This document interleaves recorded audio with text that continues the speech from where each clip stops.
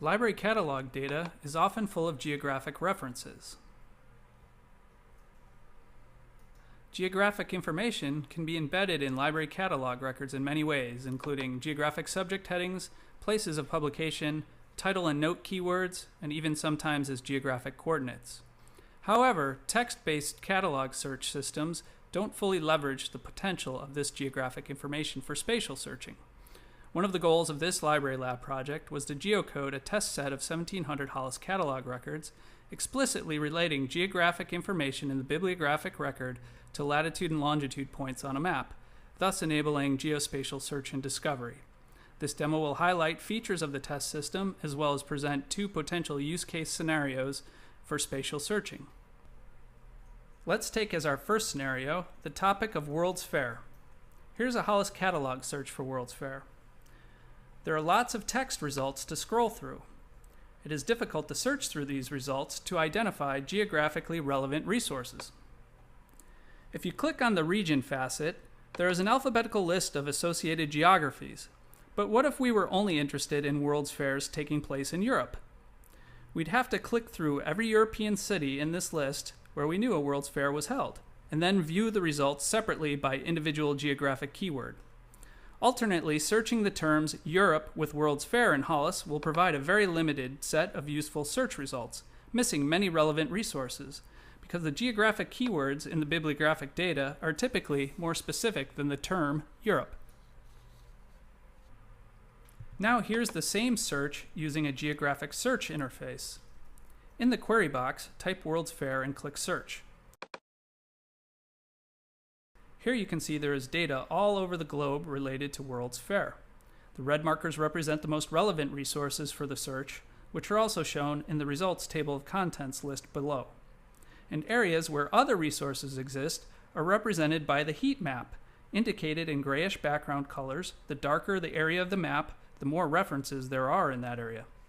Because geographic keywords in the bibliographic record have been geocoded and placed in context on a map interface, setting a bounding box around Europe by holding down the Shift key while using the mouse to click and drag a box around that area, I can zoom in and limit my search of World's Fair to Europe.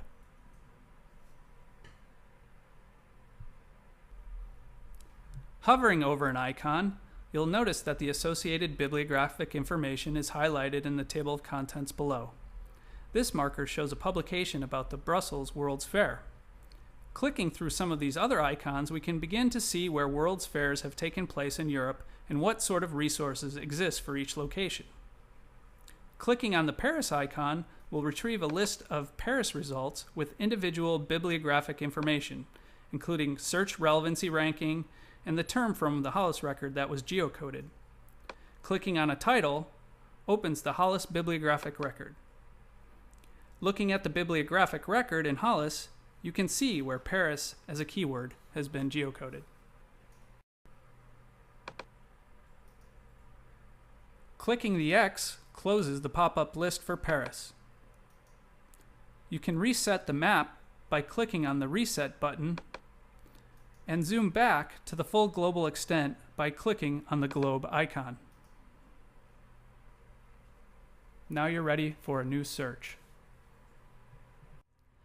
A second scenario highlights how exploring data geographically might be used to discover new relationships between topics. Let's say I'm interested in the Civil War general Joshua Chamberlain.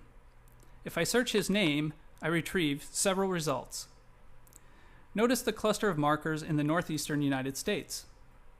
This is not surprising, as I know that Joshua Chamberlain was a general for the Union during the American Civil War. However, notice all these markers in Maine. If I'm unfamiliar with Joshua Chamberlain's history, I might zoom into Maine and start clicking on some of these references. You'll notice when hovering over one marker, sometimes other related markers are also highlighted on the screen. This happens when more than one geography is associated with the same record. You'll notice on this record that all these geographies listed under GeoRefs have been geocoded on the map. Exploring these records, one would quickly learn that Chamberlain was from Maine and that after the Civil War he was elected Maine's governor and then later became president of Bowdoin College. Humans and ideas are not typically tied to one location. a mapping discovery system can be a valuable tool for quickly visualizing and discovering these sorts of human geographic relationships. Now imagine that our spatial discovery system offered the option of displaying related facets as we're now used to seeing in the new Hollis system. What if every time you zoomed and moved around the map interface, the results set would repopulate along with any associated facets? The facets could not only be used to narrow your search results, but also to discover associations between topics.